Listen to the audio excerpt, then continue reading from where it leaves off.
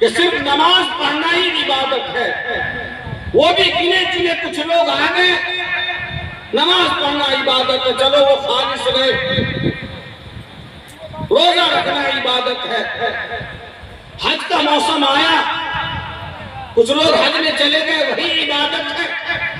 शरीयत कहती है कि जैसे नमाज, रोजा, हज और ज़कात इबादत है, निकाह करना भी इबादत है, पड़ोसी का हक अदा करना भी इबादत है, बीवी बच्चों का हक अदा करना भी इबादत है, माँ बहन का हक अदा करना भी इबादत है, अपने भाई को बाप का मकाम और मान और सम्मान देना भी इबादत है। इबादत खाली नमाज ही पढ़ना नहीं है, इबादत की बहुत सारी शाखें हैं और बहुत सारे शाखाएं हैं।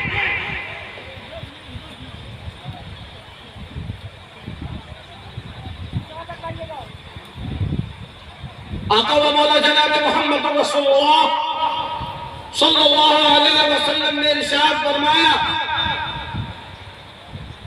जो बेटी का बाप होगा वो जन्नत में मेरे साथ जाएगा। जाहु व अना यौमल क़ियामति हाकज़ा, बेटी का बाप मेरे साथ जन्नत में ऐसे जाएगा। और आप सल्लल्लाहु अलैहि वसल्लम ने ये शहादत की उंगली और बीच वाली उंगली को, वुस्ता, दोनों को मिलाया और फरमाया कि जितनी कुर्बत और नजदीकी इन दोनों उंगलियों के दरमियान है, जन्नत में बेटी का जो बाप बनेगा वो मेरे साथ उतना ही करीब है। ठीक है, हुजूर ने फरमाया कि बेटी का बाप जन्नत में जाएगा। ठीक है, अल्लाह ने फरमाया वइज़ा बुश्शिरा अहदुहुम बिल-उन्सा ज़ल्ला वजहुहु मुस्वद्दन व हुवा कज़ीम। तो ये तो बेटी की पैदाइश पर जो इस्लामी इनकलाब आने से पहले लोगों के अहवाल थे, उसकी मंजरकशी की गई कि इस्लाम आने से पहले बेटी पैदा होने के बाद लोगों का चेहरा स्याह हो जाता था। कुरान ने आगे कहा कि बेटी का पैदा होना या बेटे का पैदा होना अपने बस की बात नहीं है, अपने इख्तियार की बात नहीं है। यहाँ बोली मैं यशाउ इनासा व यहाँ बोली मैं यशाउ ज़ुकूर। अल्लाह जिसको चाहता है बेटी देता है, जिसको चाहता है बेटा देता है। साहिब कुर्तुबी ने फरमाया इसकी तफसीर करते हुए, मिन युमनिल मराती तबकीरुहा बिल उन्सा क़ब्ल ज़ुकूर, कि वो औरत खुशकिस्मत है, वो औरत शुभ है और वो औरत सादतमंद है, नेकबख्त है, जिस औरत के कोख से पहले बेटी पैदा हो, बाद में बेटा पैदा हो।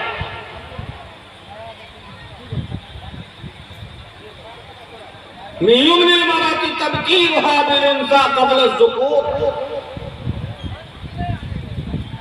शरीयत कहती है कि बेटी का आना रहमत है।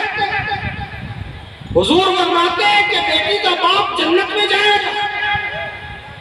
आका फरमाते हैं कि साहब बेटी का पैदा होना नेकबख्ती की अलामत है, वो रहमत है। हमारा समाज ये कहता है, हमारा मुआशरा, हमारी सोसाइटी और हमारे लोग ये कहते हैं कि नहीं साहब, बेटी का पैदा होना रहमत नहीं है, ज़हमत है, मसरत और खुशी की बात नहीं है, परेशानी की बात। उठिए इस मजमा से, कौन ऐसा शख्स है जो कहे कि समाज ने जो तस्वीर बनाई है और जो समाजी ढांचा बनाया है कि गरीब से गरीब मुसलमान के यहाँ भी आज की तारीख में कोई भी शादी 4 लाख से 5 लाख से नीचे की हो नहीं सकती, बहुत मुश्किल है, पॉसिबल नहीं है। भला बताइए कि वो बेटी का बाप जो मजदूरी करके जिंदगी गुजार रहा है, जो मजदूरी करके अपना घर चला रहा है, आखिर सेविंग अकाउंट में कैसे 5 लाख रुपए 4 लाख रुपए बचेंगे, जो एक बेटी नहीं 3-3 4-4 बच्ची वालों का वो हाथ पीले करेगा। कहां से क्या करेगा? या तो वो हरामकारी करे, या तो वो डाका डाले, और अगर ये उसके बस में नहीं है तो बेटियों को यूं ही छोड़ दे।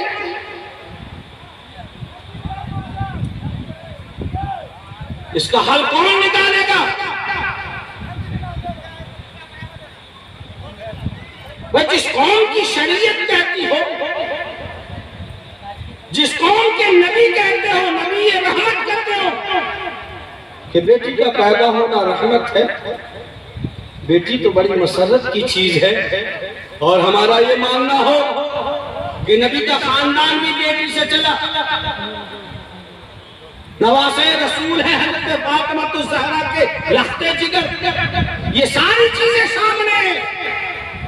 फिर एक मुसलमान आखिर ऐसा भेदभाव क्यों कर रहा है जिसकी वजह से परेशानियां खड़ी हो रही हैं, जिसकी वजह से मसाइल खड़े हो रहे हैं? अब हमारी कौम का नौजवान ये कहे कि मैं निकाह करूंगा तो बाइक मुझे मिले, अपाची किया जाए, अब इससे जरा ग्रेड बढ़ गया है, अब बुलेट की बात हो रही है, और इतने सीसी का और इतने सीसी की गाड़ी, इस तरह की भी बातें हो रही हैं। ये कोई नई बात नहीं है, हम सब इससे वाकिफ हैं। अरे है कि नहीं वाकिफ? ये मुसलमान जिसके लिए इस तरह की चीज का लेना हराम है और वो चटखाने मार के लेना और कौन को मुसीबत में डालना है, नतीजतन आज कौम की बच्चियां घर से निकलने पर मजबूर है, या बेटी का बाप भीख मांगने पर मजबूर है। हुजूर ने फरमाया कि सबसे अच्छी शादी वो है जिसमें सबसे कम खर्च हो, और हम जैसे बदकिस्मत लोग, हम जैसे नादान लोग ये कहते हैं कि सबसे अच्छी शादी वो है जिसमें इतने लाख का खर्च हो और इतने 100 बाराती जाएं और पुना मेनू बने खाने में, और इस तरह का खाना हो और इस तरह का नाश्ता हो और इस तरह का फर्नीचर मिले और ये और वो गाड़ियां मिले, और ये बात वो कह रहा है जो मतवाला है कलमे तैयबा ला इलाहा इल्लल्लाह मुहम्मदुर रसूलुल्लाह का। ये फिक्र उस आदमी की है जिसके एक हाथ में कुरान है और दूसरे हाथ में आका का फरमान है। ये मिजाज और ये शर्मंगेजी और ये बदमिजाजी उस कौम के नौजवानों की है जिस कौम की जिम्मेदारी है कि वो अपने इबादत खानों की हिफाजत करें और अपनी बेटियों की इस्मत के मुहाफिज बने। उस कौम के नौजवानों का ये मिजाज हो कि उसको बेचा जाए, खरीदा जाए, उसकी दाम लगाई जाए और उस पर गोलियां लगाई जाए कि आप दहेज में क्या देते हो, आप बुलेट देते हो या अपाची देते हो या सिंपल हीरो होंडा की गाड़ी देते हो या आप नहीं देते हो, आप गोली लगा दो। तो कोई कह रहा है मैं फुला दूंगा, किसी ने कहा कि मैं अपाची दे, किसी ने कहा मैं बुलेट दूंगा, रिश्ता वही तय होगा। और अगर आगे बढ़ गए और किसी ने कहा कि मेरी तरफ से उससे भी ऊपर की चीज का ऑफर है तो रिश्ता वही तय होगा। ये मिजाज जिस कौम के नौजवानों का होगा, खुदा की कसम जिल्लत और रुसवाई, पस्ती, मार खाना, रगड़े जाना उस कौम का मुकद्दर तो कर रहे हैं।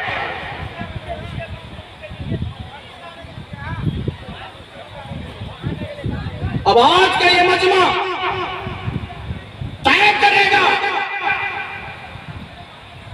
कि हमारे गांव में, हमारे इलाके में मुसलमानों की बेटियों की शादियां किस तरह की जाएगी, और हमारा ये बेटा, हमारा भाई, हमारा अजीज, हमारा रिश्तेदार, उसका मिजाज क्या बनेगा? क्या वो ऐलान अल्लाह के हराम के खिलाफ बगावत का झंडा उठाएगा या अल्लाह और उसके रसूल के फरमान के सामने अपनी गर्दन झुका देगा? आज का ये इजलास ये तय करेगा और तय करके ही उठना पड़ेगा। और अगर ऐसा मिजाज नहीं है तो जला दो शामियाने को, उखाड़ दो इस स्टेज को और रुखसत कर दो अपने मेहमानों को। इसकी कोई जरूरत नहीं है यहाँ पर इस तरह का बज़्म सजाने की जिस बज़्म का कुछ हासिल और नतीजा न।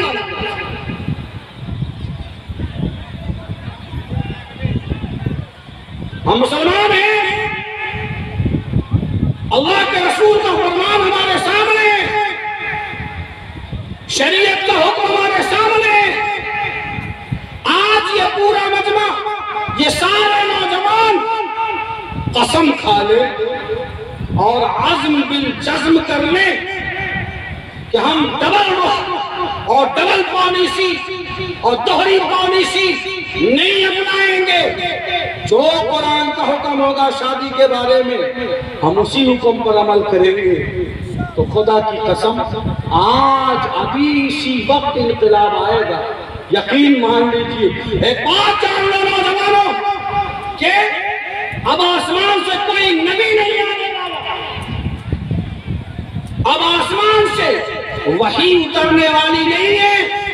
माना हमने कि नबूवत का सिलसिला बंद हो गया, माना हमने कि वही के नुज़ूल का रास्ता बंद हो गया है, लेकिन रहमते इलाही के नुज़ूल का रास्ता बंद नहीं हुआ। हज़रत जिब्रील वही लेकर नहीं आएंगे, बेशक नहीं आएंगे, लेकिन अल्लाह अपने फरिश्तों को हमारी मदद के लिए भेजेगा और वो रास्ता बंद नहीं हुआ है। लेकिन शर्त ये है कि आपने जैसे पानी को पंपिंग सेट मशीन से यहाँ से साफ किया, बाहर फेंका, आपने मिट्टी डालकर रास्ता तैयार किया, ये बज़्म सज गया। आपने मेहनत की, आगे बढ़े, अल्लाह ने पूरा किया नहीं किया। बोलो, अरे कल परसों से दुआ कर रहे हो पूरे गांव के लोग कि अल्लाह बारिश रोक दे, आज हमारे यहाँ जलसा है। बोलो क्या नहीं किया? अरे जोर से बोलो। अल्लाह ने सुन लिया, आपने मेहनत की, अल्लाह की मदद आ गई। आज इरादा करो नौजवानों कि हम हराम नहीं खाएंगे, हम हराम की गाड़ी पर नहीं चढ़ेंगे। अगर शरीयत ने बारात ले जाने से मना किया है तो इस्लाम का हुक्म यह है, औलिन वला बिशातिन, निकाह के बाद दावत खिलाना और वलीमा करना ये लड़के की जिम्मेदारी है। और वो अपनी सलाहियत के बाद 10 आदमी, 20 आदमी, 200, 2000, अल्लाह ने जैसी सलाहियत दी है, खाना खिलाने की जिम्मेदारी किसकी है? लड़के की है। रसूलुल्लाह सल्लल्लाहु अलैहि वसल्लम ने अपना निकाह फरमाया तो खुद आप सल्लल्लाहु अलैहि वसल्लम ने सहाबा को बुलाकर दावत वलीमा खिलाया। जिम्मेदारी है इसकी।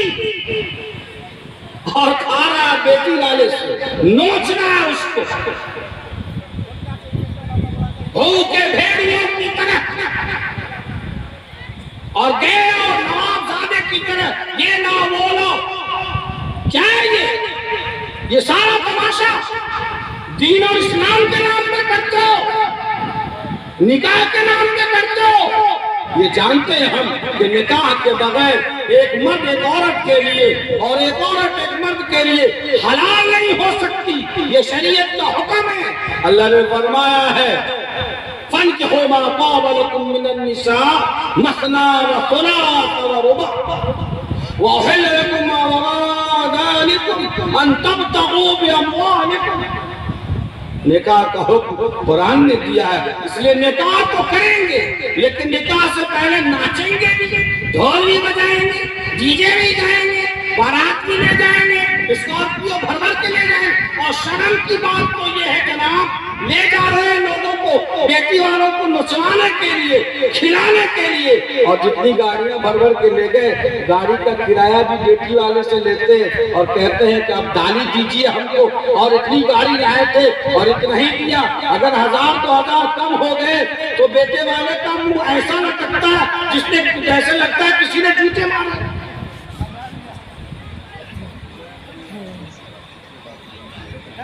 मेरे दोस्तों याद रखो,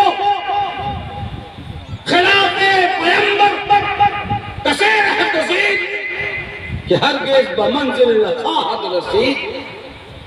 हुजूर के रास्ते के खिलाफ जब हम चलेंगे तो उलझ जाएंगे, रास्ता भटक जाएंगे, हम गुम हो जाएंगे, उचक लिए जाएंगे, हमारा कोई यारो मददगार नहीं है।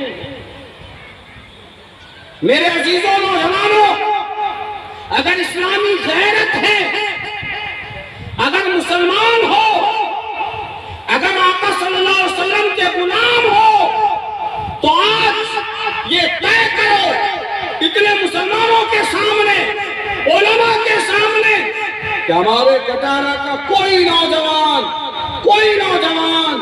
इंशाअल्लाह अपनी शादी में पाइप नहीं लेगा बेटी वालों से और हराम समझेगा, न छुप कर लेगा, अल्लाह से डर कर।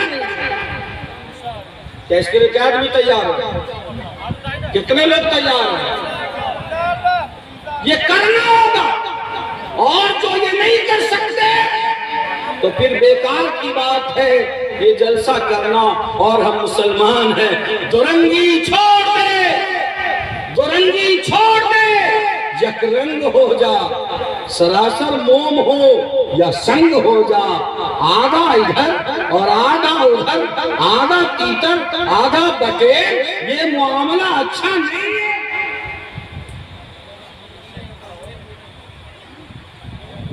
इसलिए जलसा कमेटी के जो नौजवान हैं वो जहां कहीं भी हो, ये जलसा कमेटी ये तय करे कि हमारे यहाँ से जब किसी का निकाह होगा कोई बारात नहीं जाएगी। एकदम अगर कहें तो हमारा शरिया का ये गुनहगार काजी आपके साथ हम जलसा कर रहे हैं। जलसा तो हम 23 साल से जा रहे हैं। जिस वक्त मेरी गाड़ी निकल गई अब तो सफेद होने को काम की बात करो। कॉन्फ्रेंस तो लाखों का बदमाश रहते हैं और जाना होता रोजाना, लेकिन अगर आपने कुछ किया है ये तय करो कि हमारी आबादी से कोई भी नौजवान किसी के बारात में नहीं जाएगा, चाहे चचेरा हो, ममेरा हो, खलेरा हो, पड़ोसी हो। है दम? अरे बोलो है हिम्मत?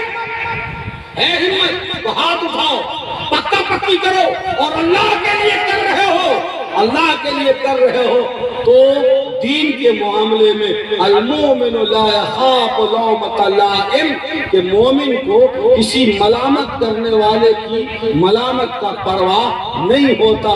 एक कटारा ये कर ले, इसको देखकर पड़ोस की दर्जनों बस्तियां ठीक हो जाएंगी। ये वादा है आपसे। ये करने में दुश्वारी है, परेशानियां हैं, मसाइल हैं। मैं तो यूँ कहूँ कि एक कमेटी बनी मगरबी चंपारण में, एक जगह है जो नरकटियागंज बहुत मशहूर जगह है। वहाँ हमारे चंद अजीजों ने, नौजवानों ने, उलमा ने और स्कूल के स्टूडेंट ने एक कमेटी बनाई, मिल्लत डेवलपमेंट फाउंडेशन, और उसने ये तय किया उधर डीजे का बड़ा रिवाज है। कहा कि जहाँ डीजे आएगा पकड़ के जाएंगे, वहाँ रखवाएंगे। एक जगह गए तो एक मुसलमान खातून ने कहा कि अगर मेरे बेटे की शादी में डीजे नहीं बजेगा तो हम ट्रेन में कट के मर जाएंगे। ये मिजाज है।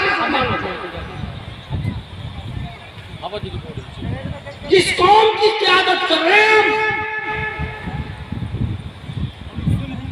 आज सिर्फ ये तय कर रहे कि हम जाएंगे ही नहीं। आपने आप क्या कर लोगे? जान मार लोगे। कल ठीक हो जाएगा और टकुआ की तरह ठीक हो जाएगा। और मेरे भाइयों, अगर हम ठीक नहीं हुए खुद से तो रहा सहा मोदी जी आप सबको ठीक कर। अब आप खुद से ठीक होना चाहते हो या कनैठी से ठीक होना चाहते हो, ये तो आपको मौलाना कहता हूं वही बात, समझता हूं जिसे मैं ज़हर हलाहल को कभी कह न सका, पर सच्चाई यही। इसलिए गांव के नौजवानों को अब तो तय करना पड़ेगा, पानी यहां तक आ चुका है, इर्तिदाद है। हमारे उलमा व्हाट्सएप पर और सोशल मीडिया पर और आप सब ये हो रहा है वो हो रहा है, कुछ नहीं हो रहा। हम सब निकाह को सिर्फ अपने सोसाइटी और मुआशरती जिंदगी में एक निकाह का मामला ठीक कर ले, न बेटी बोझ होगी, न कोई भागेगी, न कोई मसला पैदा होगा, न सूद की रकम उठाओगे, न जमीन गिरवी रखोगे, न जेवर लगाकर सूद लोगे, कुछ नहीं करना पड़ेगा।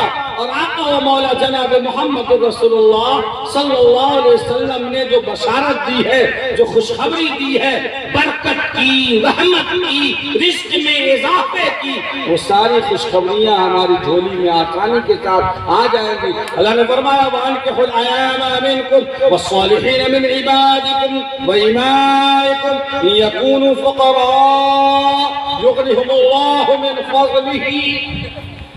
शादी कराओ अपने मातहतों की, शादी कराओ उन लोगों की जिनकी बीवियां रुखसत हो गई, उन खवातीन की जिनके शौहर मर गए, शादी कराओ।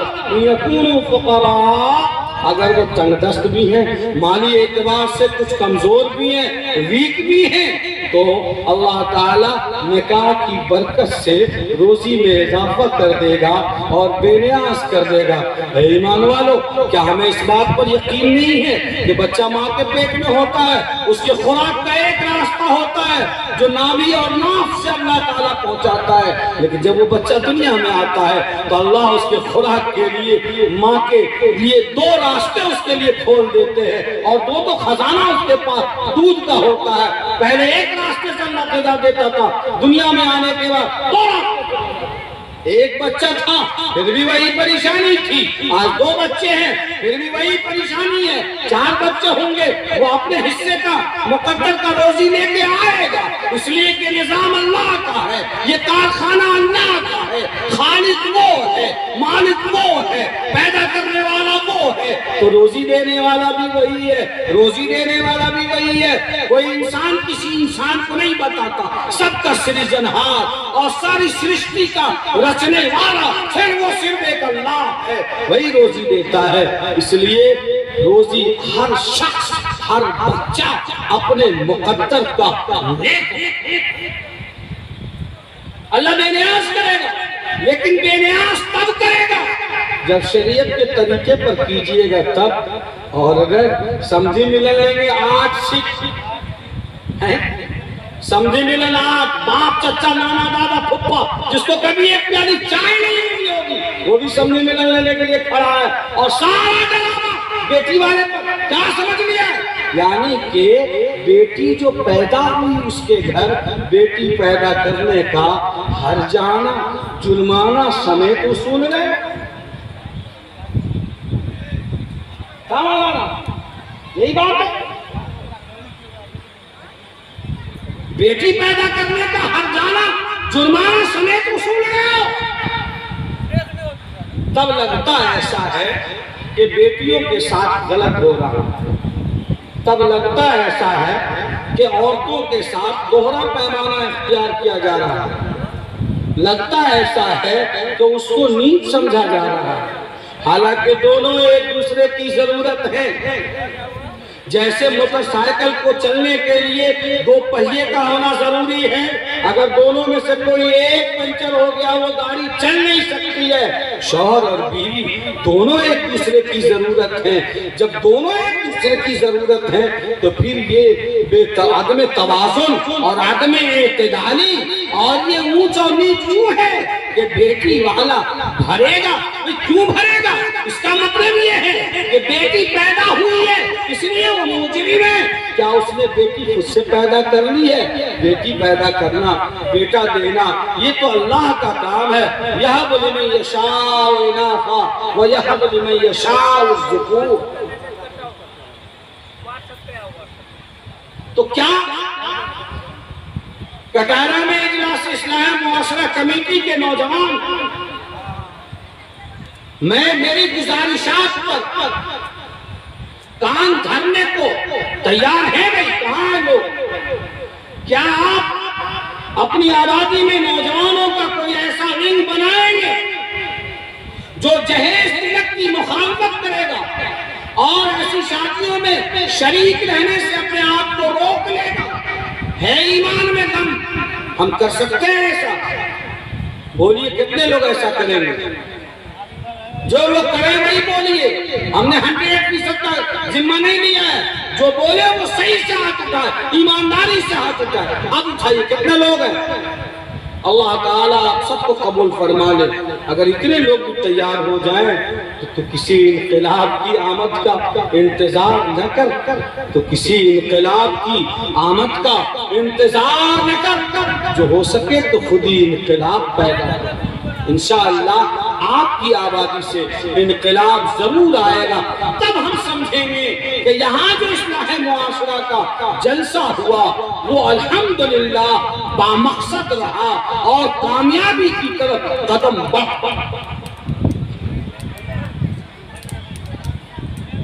अल्लाह ने फरमाया यूसिकुमुल्लाहु फी औलादिकुम लिज़्ज़करि मिस्लु हज़्ज़िल उन्सयैन। ऐ लोगों, अल्लाह ताला तुम्हें तुम्हारी औलाद के सिलसिले में ताकीदी हुक्म देता है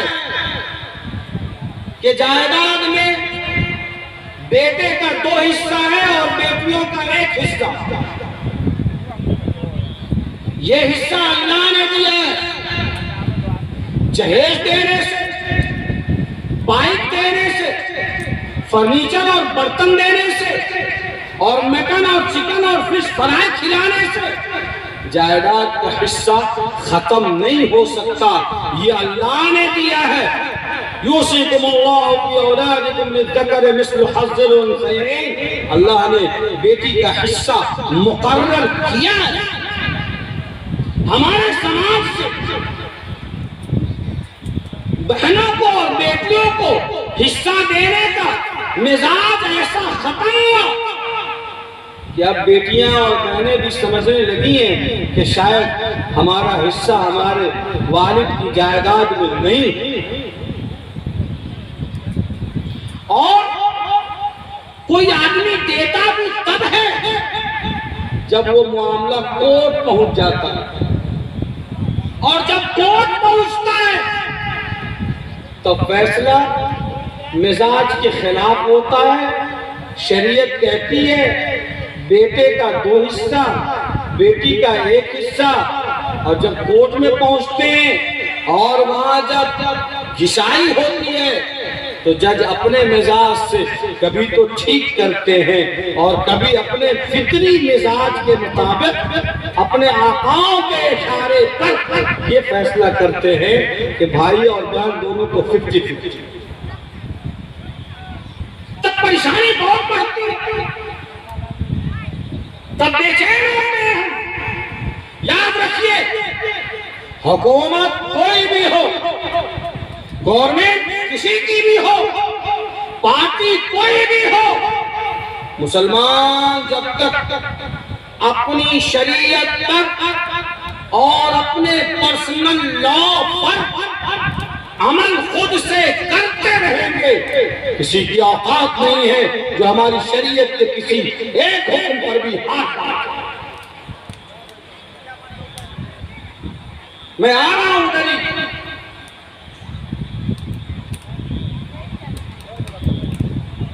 हम क्या हैं पहले उसको दुरुस्त कर लें।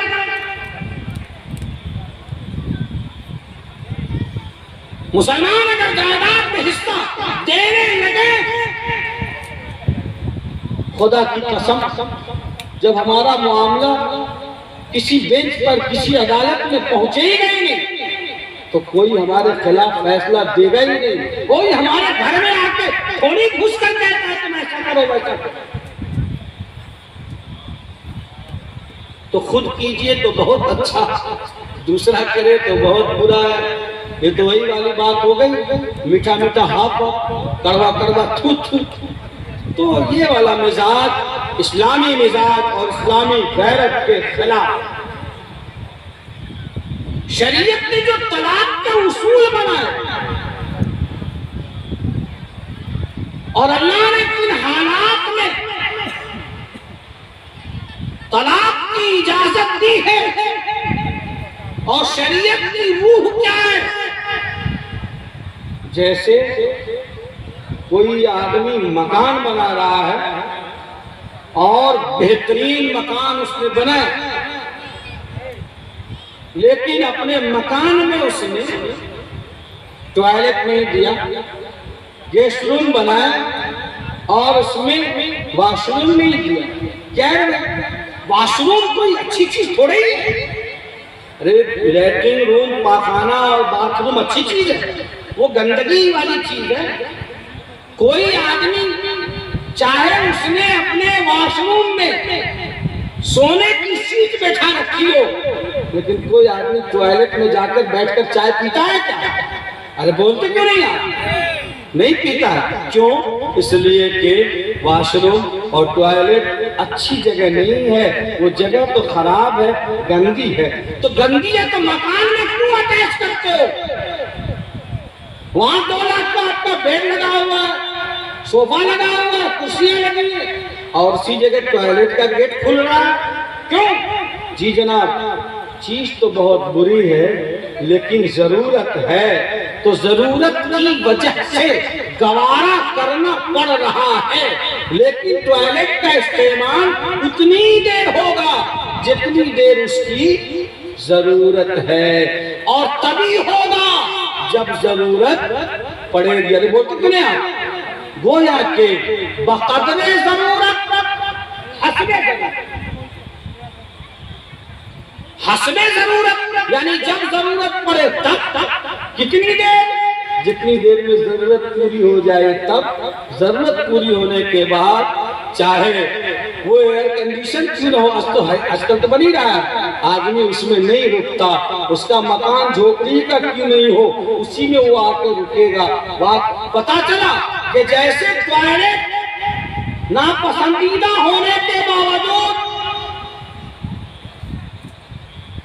गवारा किया जाता है, और कोई ऐसा मकान जो करोड़ों रुपए का बन जाए, अगर उसमें बाथरूम नहीं है, उसके लिए उसको जाना पड़ेगा 500 मीटर दूर, तो वो मेहमान कहेगा कि नो, ये मकान की खूबी नहीं है। क्या है? मकान की खामी, मकान की खामी है, उसमें टॉयलेट का होना जरूरी है।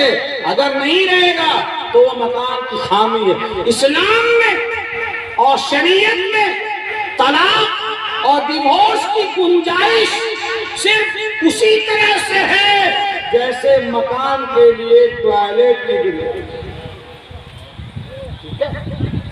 बस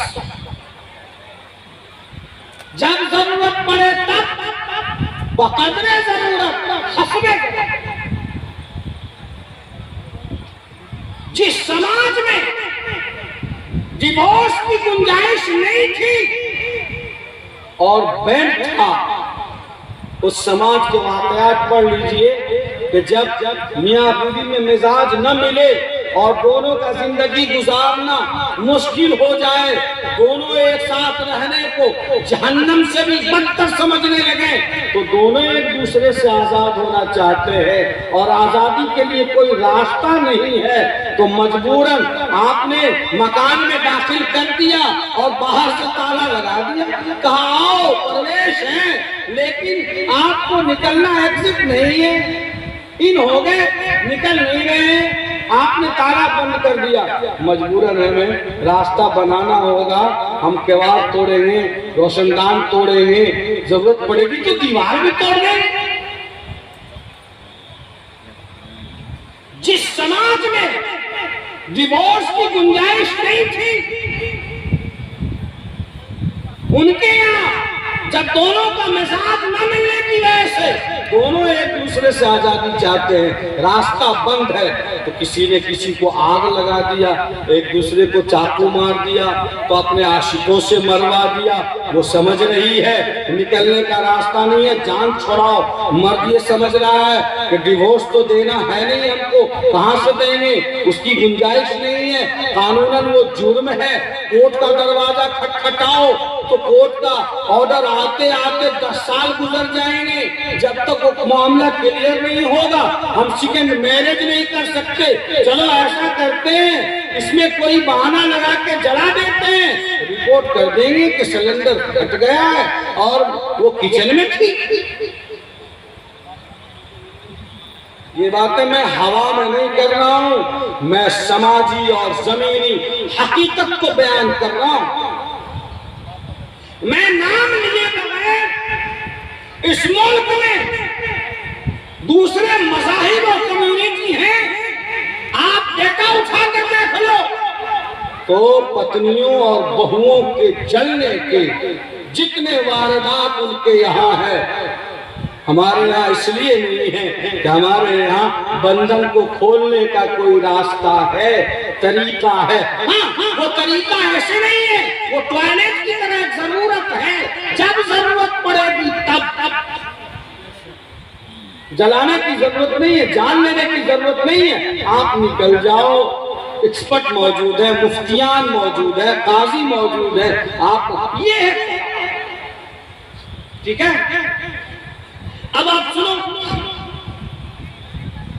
हमारे कुछ अजीजान वो ये समझते हैं कि भाई डॉक्टर ने बताया है कि खुराक लेनी है, एक गोली सुबह, एक गोली दोपहर, एक गोली शाम, तब जाकर बुखार उतरेगा। बड़ी जल्दी थी और तीनों खुराक दवा सुबह ही उसने ले ली, तो रिएक्शन होगा कि नहीं होगा? जान पर बनाएगी जनाब, बुखार का टूटना क्या, जान चली जाएगी। ये हमारे कुछ सर फिरे जिन्हें कोई मतलब नहीं दीन इस्लाम और समाज से, वो कभी कभी ये गलती करते हैं कि जहां एक गोली खानी चाहिए वहां वो जल्दबाजी में तीनों टैबलेट खा लेते हैं। तो ये गलती डॉक्टर की नहीं है और न दवा की गलती है, गलती इस बेकार मरीज की है। इसने जल्दबाजी में तीनों खुराक एक साथ ले लिया है। डॉक्टर ने तो दवा भी अच्छी लिखी है और उसका टाइम टेबल भी बताया है, गलती उस आदमी की है, डॉक्टर की कोई गलती नहीं है। लोगों, कानून तलाक की गलती नहीं है, गलती उस बदतमीज इंसान की है जिसने बिना सोचे समझे शरीयत के उसूलों को अपनाए बगैर अपने बाप की जागीर समझकर तीनों एक साथ ठोक दिया। अब बाप कर रहे हो, कर रहे हो, समझ में नहीं आया था। निकाह पढ़ाने के लिए काजी निकाह को तलाश रहे थे और तोड़ने के लिए खुद से तैयार हो गया, तुझे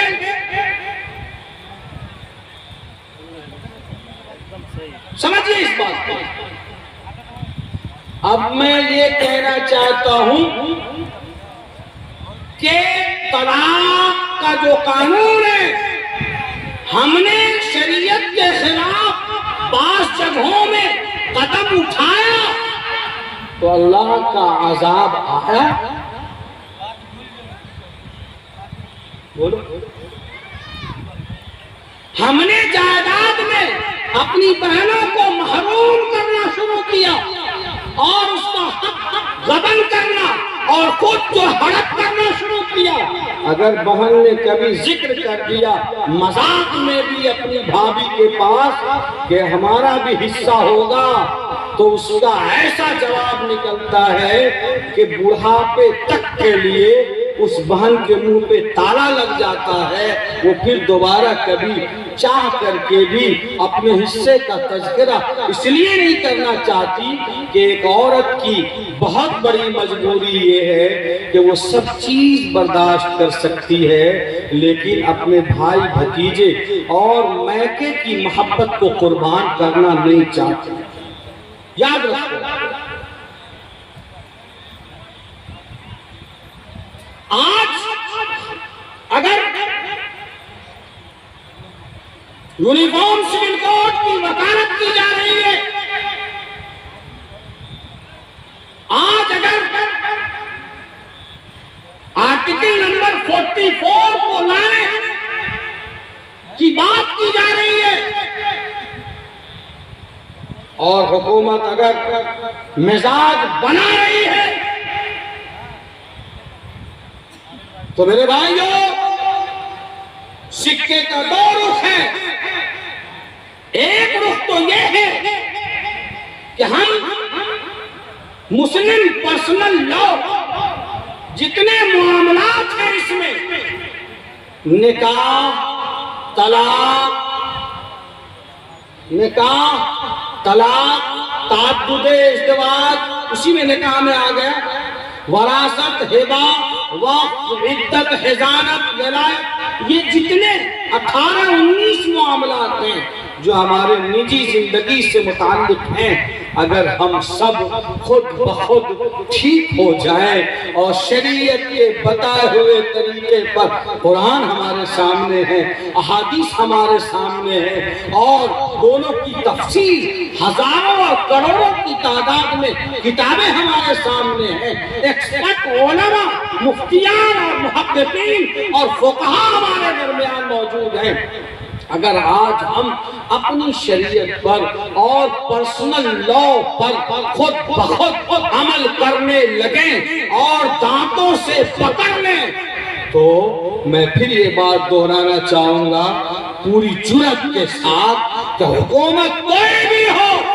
गवर्नमेंट किसी की भी हो, किसी की औकात नहीं है जो इस्लामी कवानीन में और मुस्लिम पर्सनल लॉ में मुदाखलत कर सके। शर्त ये है कि हम खुद उस पर अमल को लाजिम करें, निकाह शरीयत के मुताबिक करें, तलाक शरीयत के उसूलों के मुताबिक दें, खुला और फस्ख़ निकाह का मुतालबा शरीयत के उसूलों के मुताबिक करें, हम जायदाद का बंटवारा शरीयत की हिदायत के मुताबिक करेंगे, हम बच्चे की परवरिश का मामला शरीयत में दिए गए हिदायत के मुताबिक करेंगे, कभी हमारा नुकसान नहीं हो सकता, चूंकि हमने इस्लामी शरीयत के खिलाफ करना शुरू किया है और मुसलसल करते चले आ रहे हैं। इसलिए आज फिर गवर्नमेंट हमारी शरीयत में मुदाखलत करने को तैयार है और यूनिफॉर्म सिविल कोड जला करके गोया के इस्लामी उसूलों को तोड़ने की कोशिश की जा रही है। कमी हमारी है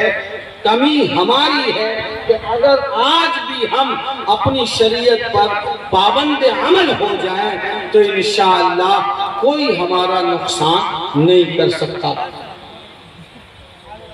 जो अंदर की तोड़ है उस वही हमारे लिए दुश्मन है, जो दाखिली खतरा है, खारिजी जो खतरा है। और अगर लॉ कमीशन ने यूसीसी पर राय तलब की है और मशवरा मांगा है तो हमारा मौक़िफ़ साफ था, साफ है और मैं यहां भी साफ कर देना चाहता हूं कि हमारा मशवरा क्लियर है। इन्ना सलाती व नुसुकी व महयाया व ममाती लिल्लाहि रब्बिल आलमीन, मेरी नमाज, मेरी कुर्बानी, मेरा जीना, मेरा मरना सिर्फ और सिर्फ अल्लाह के लिए है कि मेरी जिंदगी का मकसद तेरे दी की सरफराजी, मेरी जिंदगी का मकसद तेरे दी की सरफराजी। मैं इसीलिए मुसलमान, मैं इसीलिए, ये हमारा क्लियर वाक़े है और इसी जज्बे ने एक एक आदमी को मजबूर किया है कि वो अपनी राय भेजे। खारिज के फितने से निमटना हमारे लिए आसान है, लेकिन मुश्किल है जब दाखिल का फितना होता है। इस अब्दुल्ला को, इस अब्दुल रहमान को, उस चुम्बन मियाँ को और उस फला आदमी को समझाना और उनको अमल के राह पे लाना और उसको रोकना, ये बड़ा मुश्किल और बहुत ही टेढ़ी चीज मालूम होती है। मुसलमानों, आवाम अपने हिस्से का काम करे, कायदीन और रहनुमा, उलमा और जिम्मेदारान अपने हिस्से का काम करें। साफ बात, आप अपने हिस्से का काम करें। मुआशरे में सारे लोग, चाहे वो आलिम हो, जाहिल हो, टीचर हो, काश्तकार हो, किसान हो, सब अपनी जिंदगी में मुस्लिम पर्सनल लॉ, जो पर्सनल मसाइल हमारे हैं उस पर हम पाबंद हो जाएं और कारबंद हो जाएं, हम अपने हिस्से का काम करें। अब रहा सवाल तलाक के कानून को खत्म करने की, जब हम खुद उस पर अमल पैरा रहेंगे कोई खत्म करने क्या। याद रखिए, हजरत उस्ताद हजरत मौलाना काजी मुजाहिद इस्लाम कासमी रहमतुल्लाह अलैह, हजरत का मशहूर जुमला है कि सर्वे में बहुत सारे रास्ते आपको नक्शा पर दिखेंगे कि ये सर्वे का रास्ता बना हुआ है, ये सर्वे का, लेकिन अभी नजर नहीं आता और मैप उठाएंगे तो उसमें रास्ता दिख रहा है नहीं, ये रोड है, इतना फीट है, इतना फीट है, इतना कड़ी है, लेकिन है नहीं, अभी है ही नहीं। रास्ता था, हमने चलना बंद कर दिया तो रास्ता खुद ब खुद बंद। हज़रत फरमाते थे कि जब रास्ता पे चलना लोग बंद कर देते हैं तो उस रास्ते पर खुद ब खुद खुदरो, घास, झाड़ियां, कांटेदार दरख्त निकल आते हैं और वो रास्ता बंद।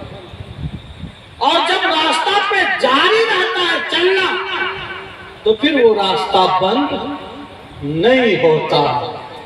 हम जिस रास्ते पर, शरीयत के जिस रास्ते पर अमल करना हमने छोड़ दिया, वो रास्ता बंद होने को तैयार, वो रास्ता बंद होने को तैयार है।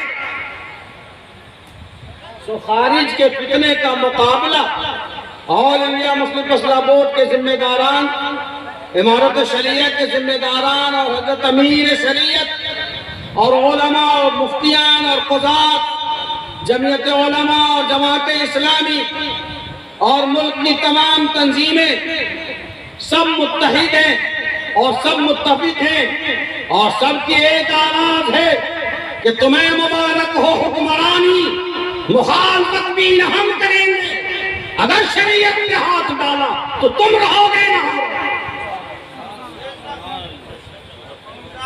ये मौके हमारा तय है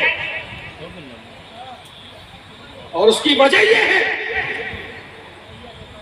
अल्लाह के रसूल सल्लल्लाहु अलैहि वसल्लम की खिदमत में कुरैश के सरदारान आए और उन्होंने कहा कि मोहम्मद सल्लल्लाहु अलैहि वसल्लम, हम आपकी बात सुनने को और आपके पास बैठने को तैयार हैं। गुजारिश ये है कि आप कुरान को बदल दीजिए, हटा दीजिए, कोई दूसरी किताब ले आइए, कोई दूसरी किताब ले आइए, हम आपकी बात सुनने को तैयार हैं। या अगर आप कुरान को हटाकर कोई और किताब नहीं ला सकते तो हमारे माबूदों के बारे में, हुबल, लात, उज़्ज़ा, मनात, इनके बारे में जो बातें इसमें कही गई हैं हमारे लिए वो नाकाबिले गवारा हैं। आप उन बातों को हटा दीजिए, संशोधन कर दीजिए, अमेंडमेंट कर दीजिए, तब्दीली कर दीजिए। वइज़ा तुतला अलैहिम आयातुना बय्यिनात क़ाल अल्लज़ीना ला यरजूना लिक़ाअना, जब हमारी वाज़ेह आयात उन पर तिलावत की जाती,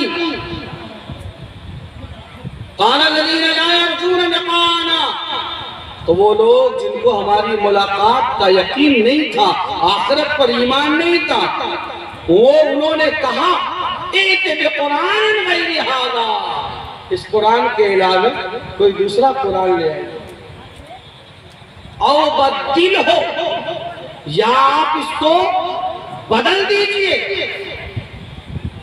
तब हम आपकी बात मानेंगे। कुल, ऐ मेरे हबीब, आप कह दीजिए, मा यकूनु ली अन उबद्दिलहु मिन तिलक़ाए नफ्सी, ये कुरान मेरी किताब नहीं है, ये मेरा कोई कलाम नहीं है, ये तो खालिक़े कायनात का फरमान है, ये अल्लाह का कलाम है, ये तो कदीम है, हादिस नहीं है। मैं इसमें तब्दीली नहीं कर सकता। मेरा क्या मजाल है, मेरी क्या बिसात है, मेरी कैसे हिम्मत हो सकती है कि मैं अल्लाह की किताब में तब्दीली कर दूं। कुल मा यकूनु ली अन उबद्दिलहु मिन तिलक़ाए नफ्सी, मैं जब उसमें संशोधन नहीं कर सकता तो पूरी किताब बदलने की बात तो मुहाल है, कैसे हो सकता है। इन अत्तबिउ इल्ला मा यूहा इलैहि, मैं तो सिर्फ और सिर्फ उसी चीज की पैरवी करता हूं जिस चीज की वही मेरी तरफ की जाती है। आगे फरमाया, इन्नी अखाफु इन असैतु रब्बी अज़ाब यौमिन अज़ीम, कि मुझे डर है कि अगर मैंने थोड़ी भी नाफरमानी की तो बड़े दिन के अजाब में मुझे भी मुब्तला कर दिया जाएगा।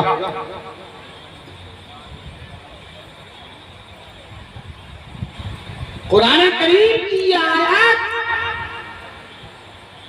हमारे लिए और पूरी इंसानियत के लिए और क़यामत तक आने वाले साहिब ईमान के लिए शमशीर कुर्रा बनकर खड़ी है कि जब नबी को खातमुल अंबिया, इमामुल अंबिया और खुलासतुल अंबिया, मोहसिन इंसानियत जनाब मोहम्मद रसूलुल्लाह सल्लल्लाहु अलैहि वसल्लम को बाल के बराबर भी हेर फेर का कोई हक इख्तियार नहीं था, तो फिर किसी गवर्नमेंट को, किसी हुकूमत को, किसी कमीशन को, किसी कानून साज इदारे को क्या हक इख्तियार पहुंचता है कि वो ऐसा कानून लाए जिससे अल्लाह का कानून मिटता हो, अल्लाह का कानून खत्म होता हो। ला तब्दील लिकलिमतिल्लाह, जमीन और आसमान बदल सकते हैं, चांद और सूरज बदल सकते हैं, सारी तब्दीलियां हो सकती हैं, लेकिन अल्लाह के कानून में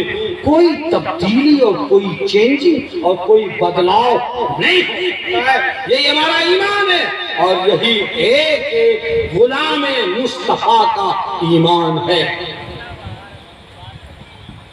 इसलिए मेरे भाइयों, जो खारिज का फितना है उसका जवाब हम दे सकते हैं और हमारे बुजुर्गान देते रहे हैं, और हमने कल भी कहा था और आज भी कह रहे हैं और हमेशा से कहते चले आए हैं कि हम जब अपने वतन के लिए गर्दन कटाने को और शहादत देने को, अपनी सरहद की रक्षा और उसके रक्षा और उसकी हिफाजत के लिए जान देने को मौत नहीं कहते, शहादत कहते हैं। ये शहादत अरबी का लफ्ज है, याद रखना। और अपने मुल्क और सरहद की हिफाजत के लिए काम आने वाले को हम शहीद कहते हैं। गोया अपने सरहद और मुल्क की हिफाजत को इबादत समझते हैं, तो अपने ईमान की हिफाजत को हम इबादत कैसे नहीं समझेंगे। याद रखो, जो जान मांगो तो जान दे दें, जो माल मांगो तो माल दे दें, जो जान मांगो तो जान दे दें, जो माल मांगो तो माल दे दें, मगर ये हमसे न हो सकेगा।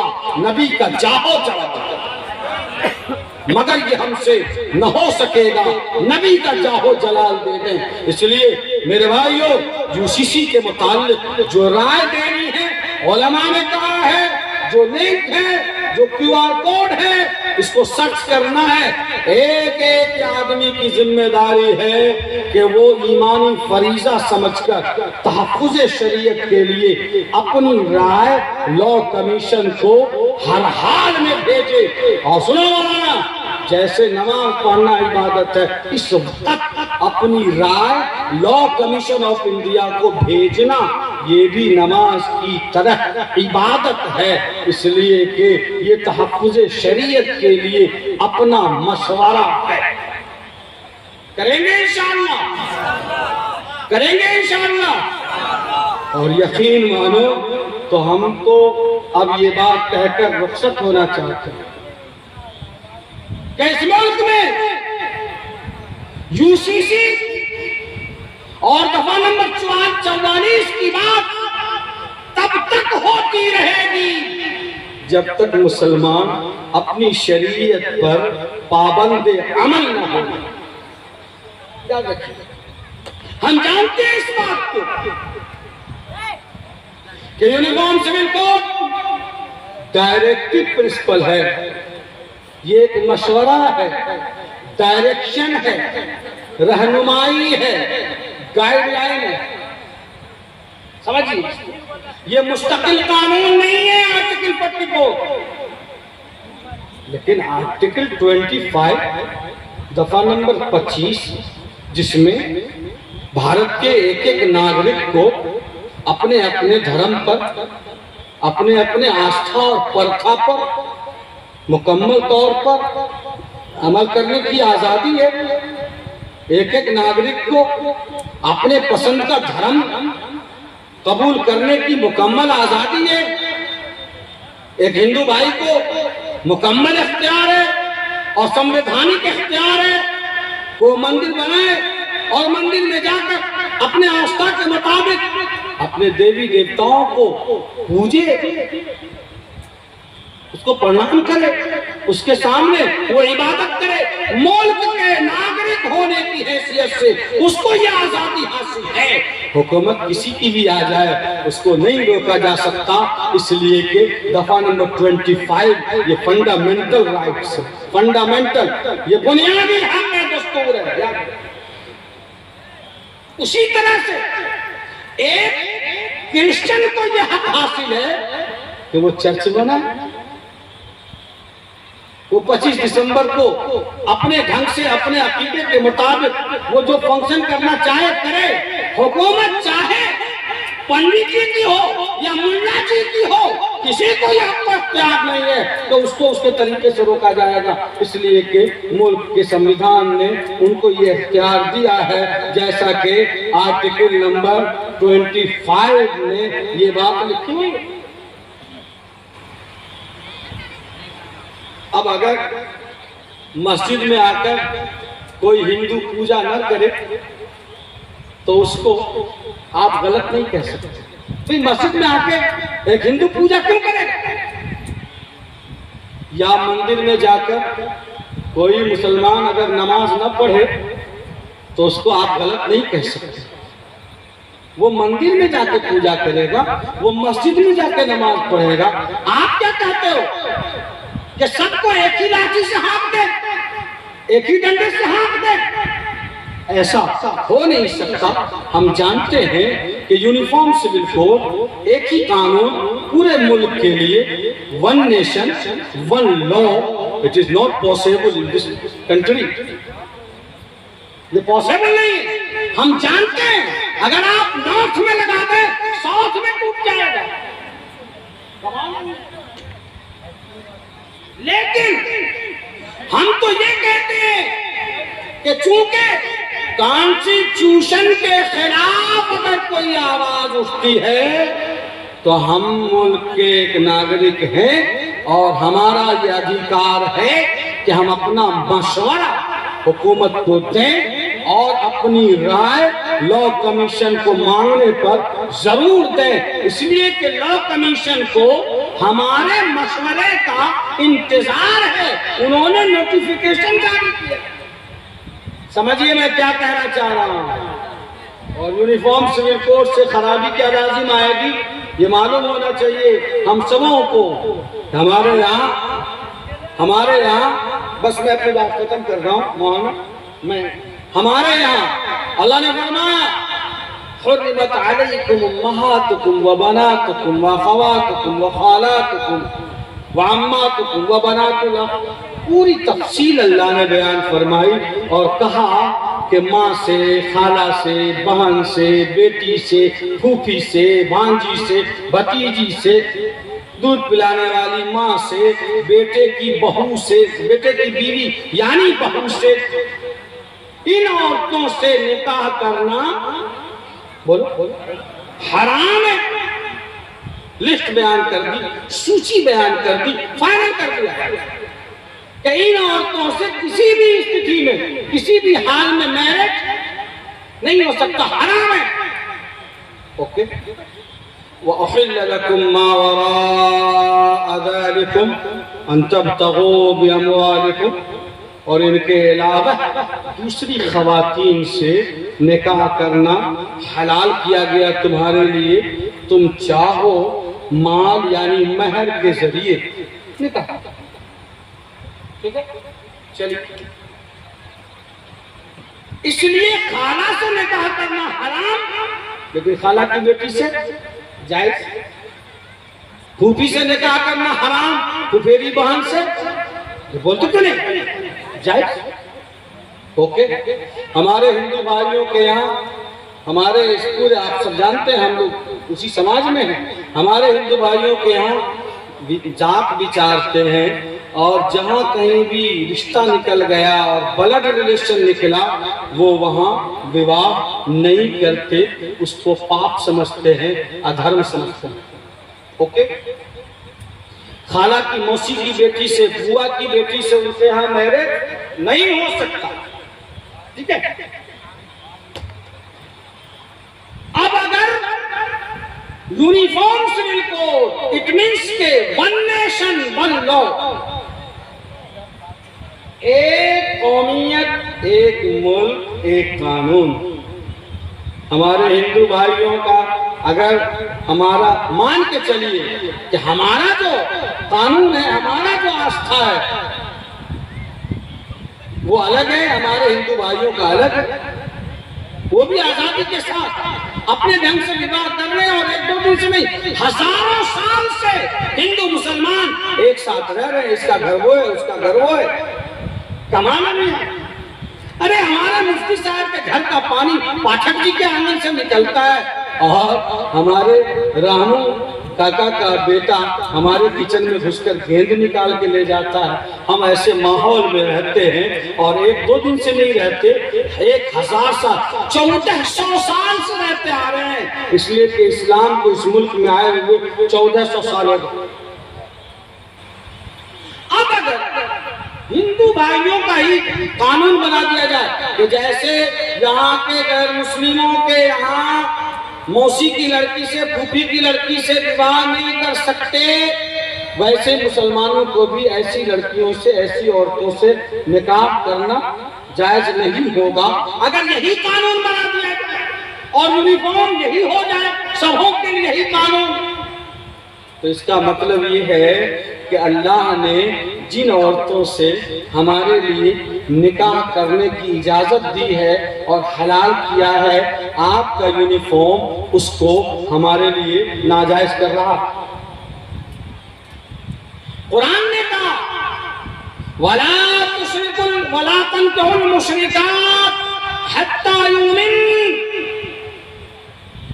के इख्तिलाफ मजहब के साथ निकाह जायज नहीं है। एक मुसलमान की शादी एक गैर मुस्लिम से जायज नहीं है। लोग कहते हैं कि लफ्ज, अरे लफ्ज क्या, वो पागल है।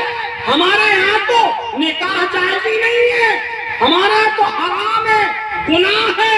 ऐसे आदमी को तो 100 कोड़े लगाए जाएंगे और शादीशुदा होगा तो खान करवा दे, पत्थर मार के हलाक करते हैं। फिर जब हमारे यहाँ वो हराम है तो हम उसको लौ जिहाद का हथियार नौजुबिल्लाह नहीं बना सकते।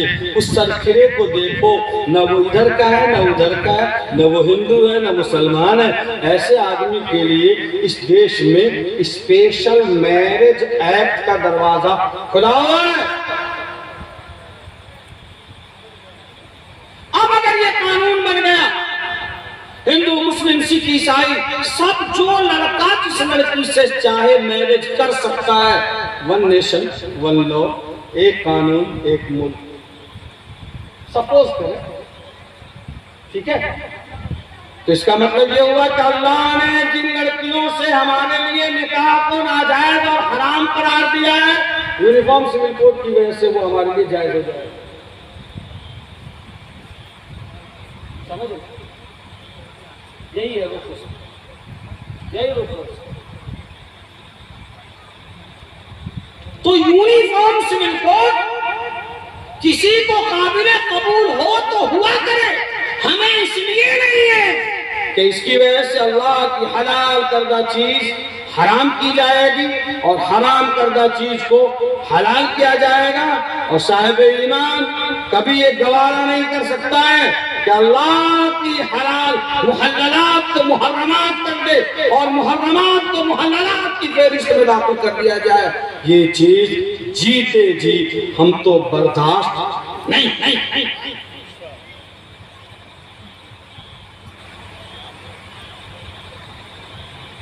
अभी यूनिफॉर्म सिविल कोड का जो मुसम्मदा और जो खाका तैयार हुआ है, उसमें यह है कि एक से ज्यादा शादी किसी हाल में नहीं कर सकते। भाई नहीं कर सकते, हम कहाँ कर रहे हैं कि करो ही, लेकिन हम तो ये कह रहे हैं कि लिविंग रिलेशनशिप ये हराम है।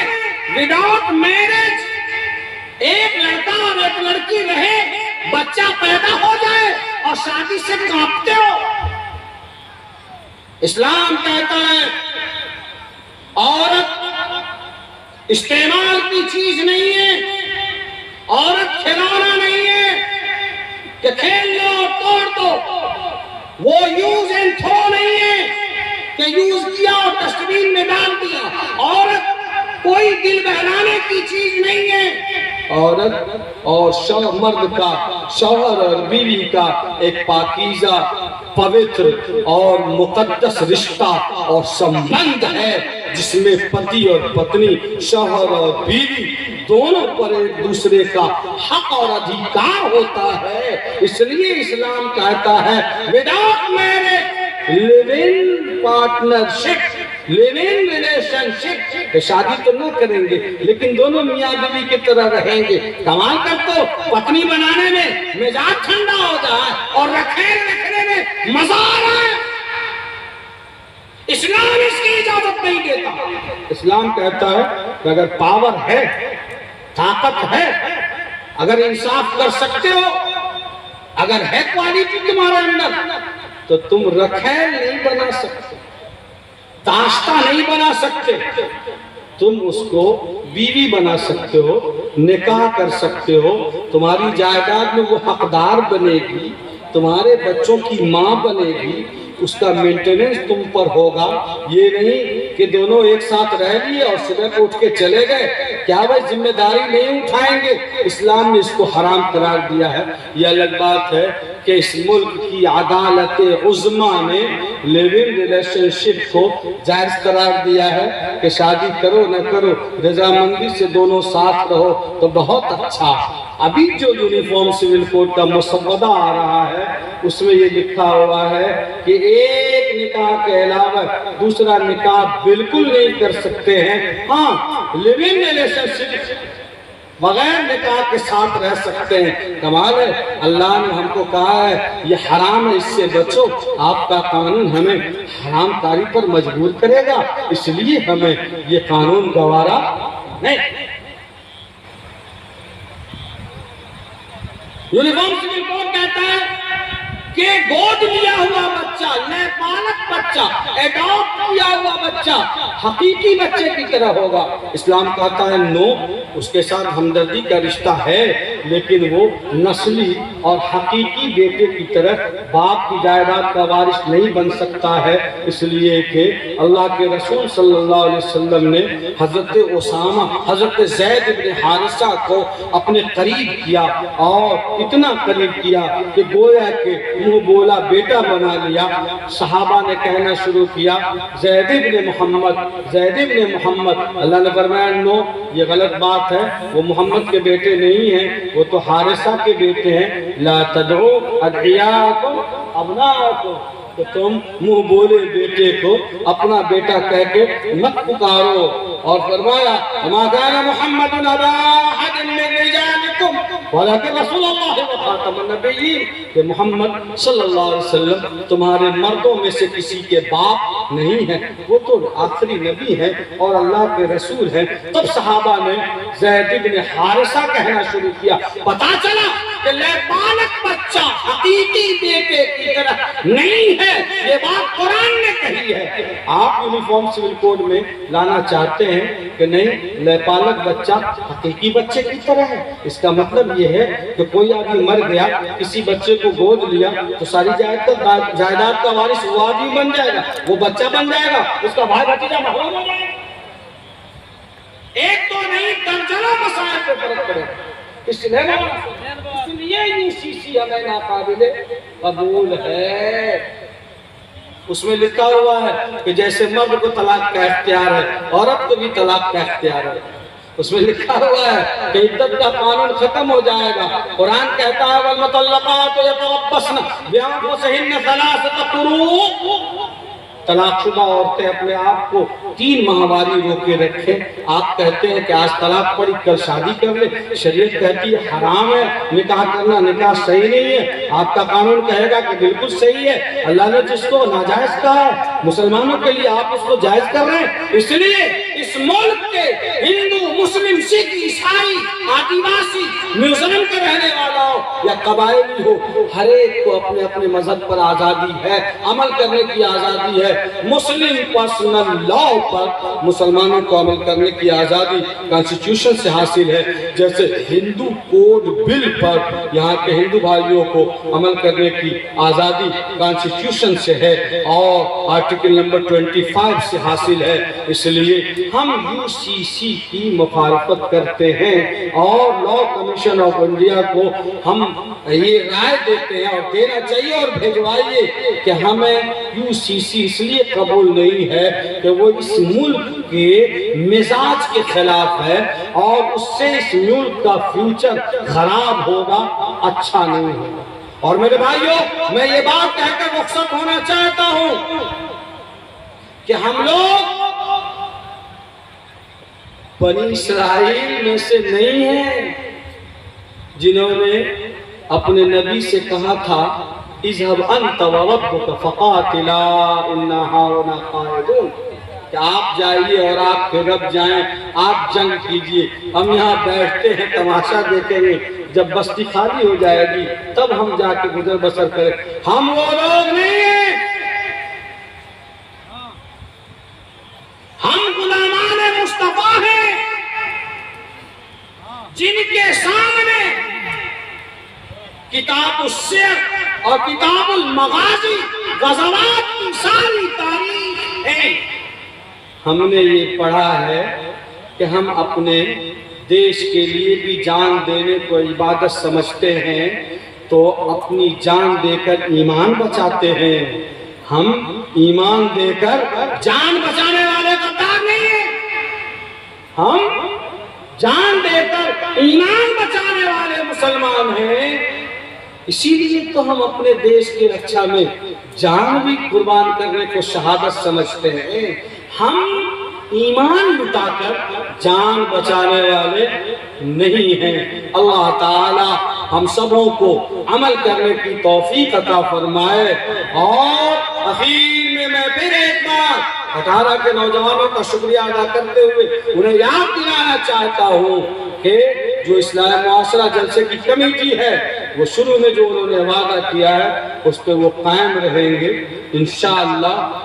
तब जाकर इनकलाब पैदा होगा और आपकी नेकनामी भी होगी और अल्लाह की तरफ से इकबाल भी आप सबों का बुलंद होगा इंशाअल्लाह। खुदा तुझे किसी तूफान से आश ना कर दे, खुदा तुझे किसी तूफान से आश ना कर दे कि तेरे बहर के मौजों में इस्तिराब नहीं, तुझे किताब से मुमकिन नहीं फराक के तू किताब हाँ है मगर साहब किताब नहीं। वाखिर दावाना अल्हम्दुलिल्लाहि रब्बिल आलमीन।